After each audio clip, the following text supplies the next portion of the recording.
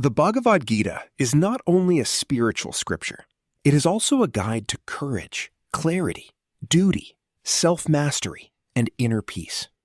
Its setting is a battlefield, but its real message is about the battles we face inside ourselves: confusion, fear, attachment, anger, doubt, and the search for purpose.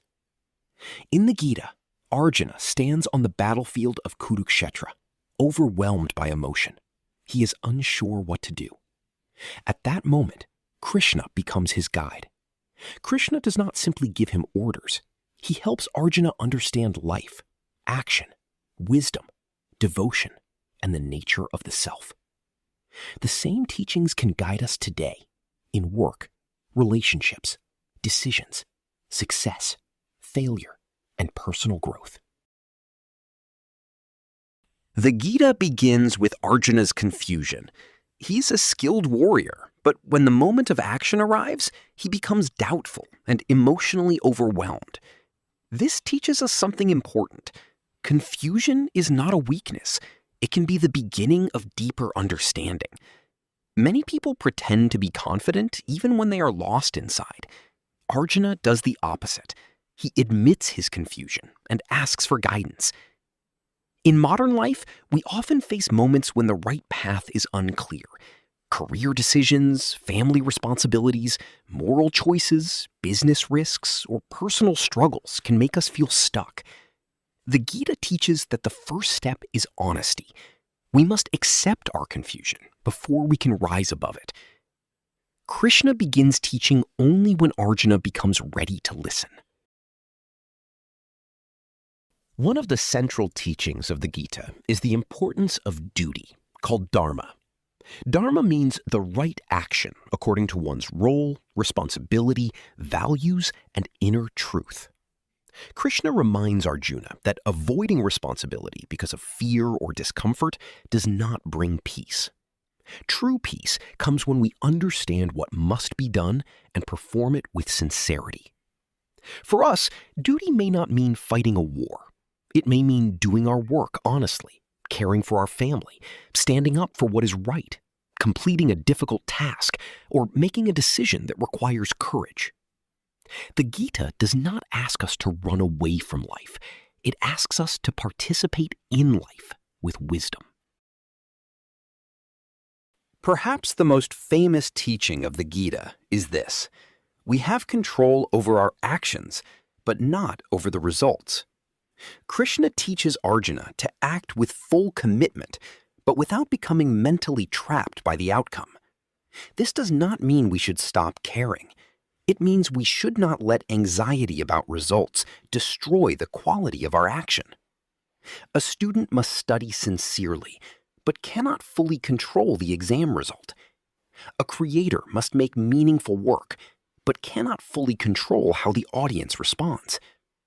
A business person must act wisely, but cannot control every market condition.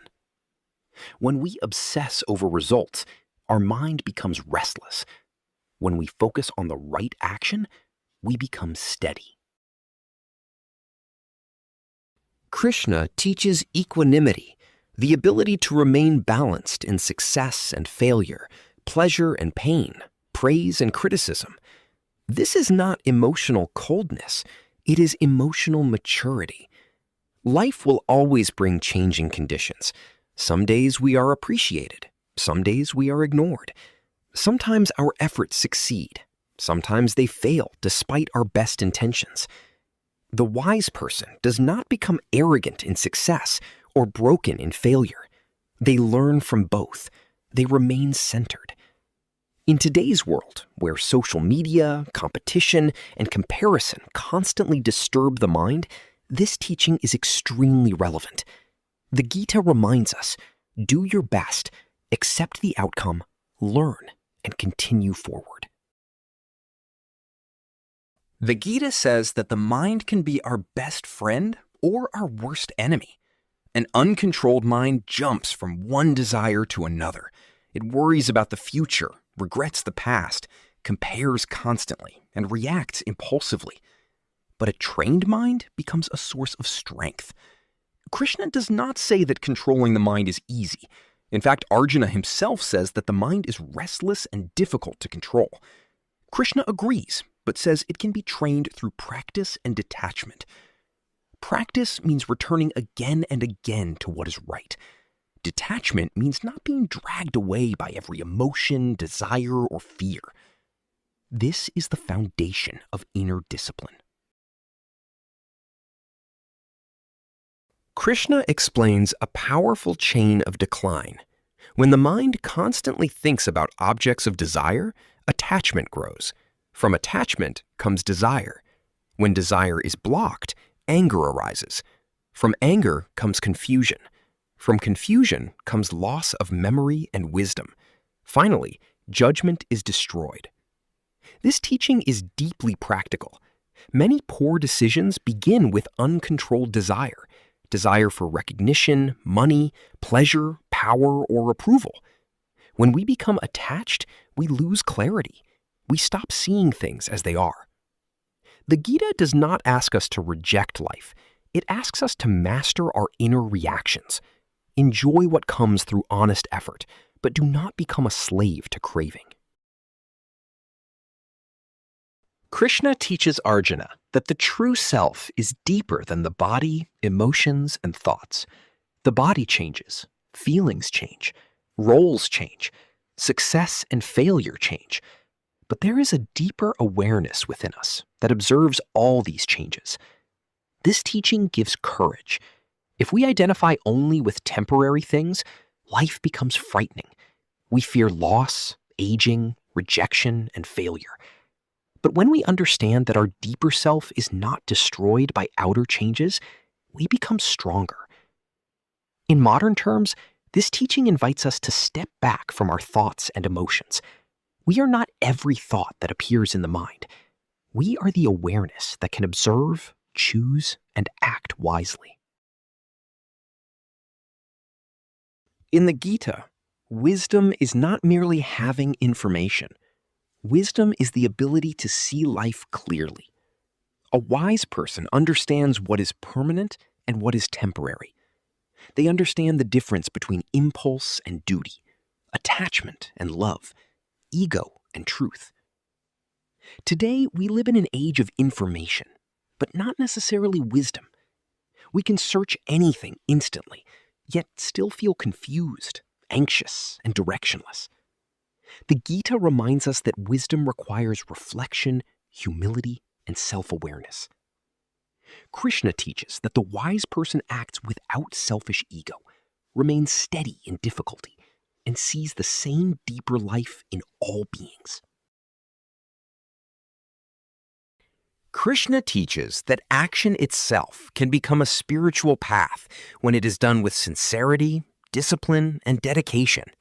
This is called karma yoga, the yoga of selfless action. It means performing our duties without selfish attachment and offering our work to something higher than ego. A teacher teaching honestly, a doctor serving patients, a parent caring for a child, an artist creating with sincerity, a business person acting ethically. All of these can become forms of worship. The Gita does not separate spiritual life from daily life. It says that even ordinary work becomes meaningful when done with the right attitude. Another important path in the Gita is bhakti, devotion. Devotion does not mean blind belief. It means trust, love, humility, and surrender to the divine wisdom that is greater than our limited ego. Many people carry the burden of trying to control everything. They want certainty in every outcome. But life is too vast to be fully controlled. The Gita teaches us to do our best and then surrender the rest. Surrender is not weakness. It is freedom from unnecessary mental burden. It is the understanding that we are responsible for our effort, but not the entire universe. Devotion softens the ego and brings peace to the heart. Krishna explains that ego creates the illusion that I alone am the doer. This ego makes us proud when things go well and miserable when things go wrong. It forgets that every action depends on many forces: our body, mind, society, nature, opportunity, time, and grace. The Gita teaches humility. We should act with confidence, but not arrogance. We should accept success with gratitude and failure with learning. When ego reduces, our actions become cleaner. We stop working only for applause. We stop comparing constantly. We become more peaceful and more effective. The Gita often shows us a choice between the lower self and the higher self. The lower self reacts with fear, anger, jealousy, laziness, greed, and ego. The higher self responds with courage, discipline, compassion, wisdom, and clarity. Every day, we face this choice. When someone criticizes us, do we react with anger or respond with maturity? When we are tempted to take shortcuts, do we choose convenience or integrity? When we fail, do we give up or learn? The Gita teaches that greatness is built through small inner victories. Each time we choose the higher response, we strengthen our character. Krishna teaches that the wise person sees the same divine presence in all beings. This teaching leads to compassion, respect, and humility. When we see others only through status, wealth, religion, success, or appearance, we create division. But when we recognize a deeper unity, our behavior changes. This does not mean we become naive. The Gita also teaches discrimination and wise action. But even when we must be firm, we need not be hateful. In modern life, this teaching is essential. Families, workplaces, societies, and nations need people who can act with strength and still carry compassion. The Gita, Arjuna wants to withdraw from action. His reason seems noble, but underneath it is fear, grief, and confusion.